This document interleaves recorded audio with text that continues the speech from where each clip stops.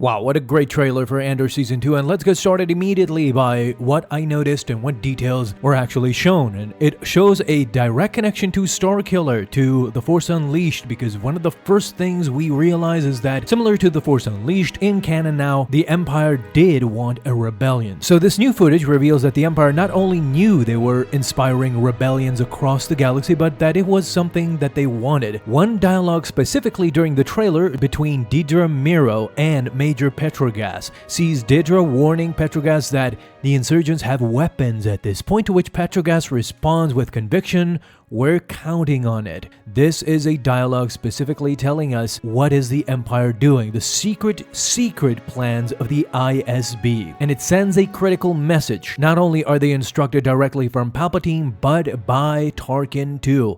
It wouldn't be surprising by this point that the Empire would want a rebellion, as it would be a direct act or a justification to use violence to those who dare oppose them. And what kind of violence? Well, ladies and gentlemen, the rebellion that they are fostering, that they are helping create, is indeed intentional, because Palpatine planned to use this rebellion as a justification for the Death Star. This is exactly what they do in A New Hope. Tarkin immediately responds with violence, with the Death Star, destroys Alderaan, and justifies it by saying that they oppose the Emperor through Order 66. We know that by this point Palpatine is a complete mastermind, just like he orchestrated Order 66 and made the Jedi, not just any civilians throughout the Republic that could be deemed terrorists, but the Jedi themselves as traitors to the Republic. So if he could do that, what makes you think that he can't justify a Death Star, a laser beam that destroys planets completely, a planet eater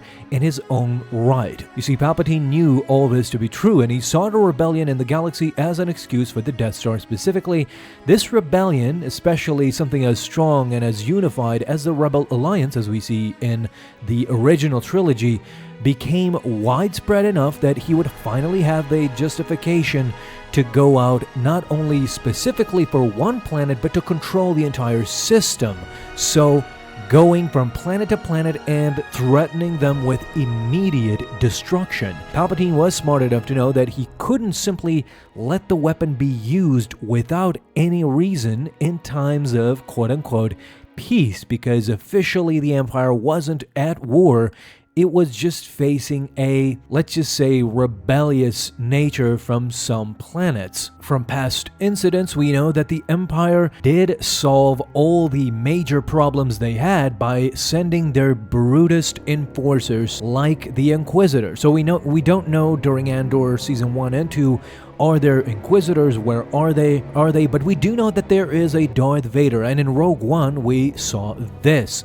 We saw that even though there was a rebellion, there was an attempt to steal the Death Star plans, in the end Darth Vader went for himself to solve this problem. So why didn't anything like that appear in Season 1 of Andor, where it seems that specifically because of this, because Emperor Palpatine wanted to make it seem like they were reluctant to put down riots and neutralize the threats of these insurgents, to make it look like it's hard to get them down. At this point, I'm pretty much convinced that only Palpatine, Tarkin, perhaps Vader, and Petrogas know the full intention of the Emperor, for him to unleash the Death Star throughout the galaxy, because we see Dedra doesn't have an idea. She is a direct subordinate of Petrogas, the main ISB guy, and she is his right-hand man, quote-unquote, but she doesn't know about this secret plan.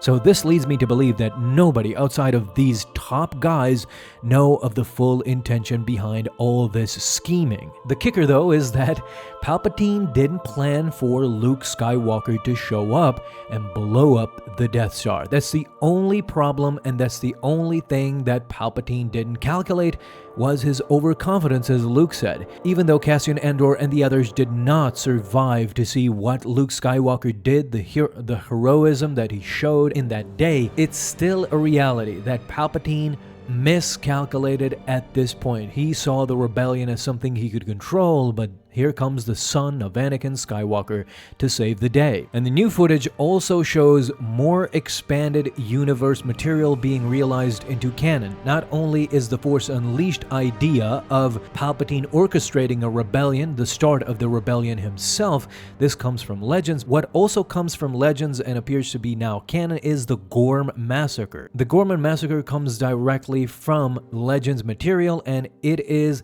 a key moment in Legends where Mon Mothma finally accepts herself that she cannot go through this through bureaucracy.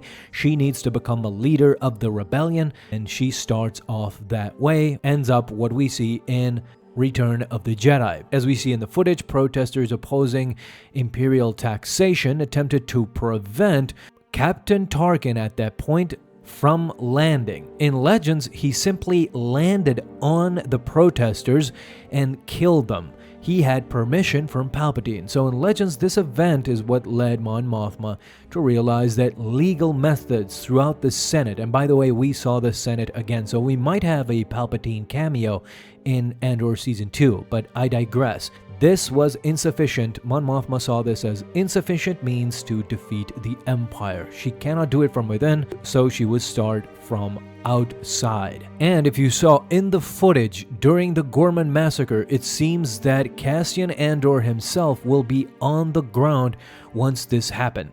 There is a shot where Andor is trying to shoot at something or someone, and you see bodies laying on the ground behind him.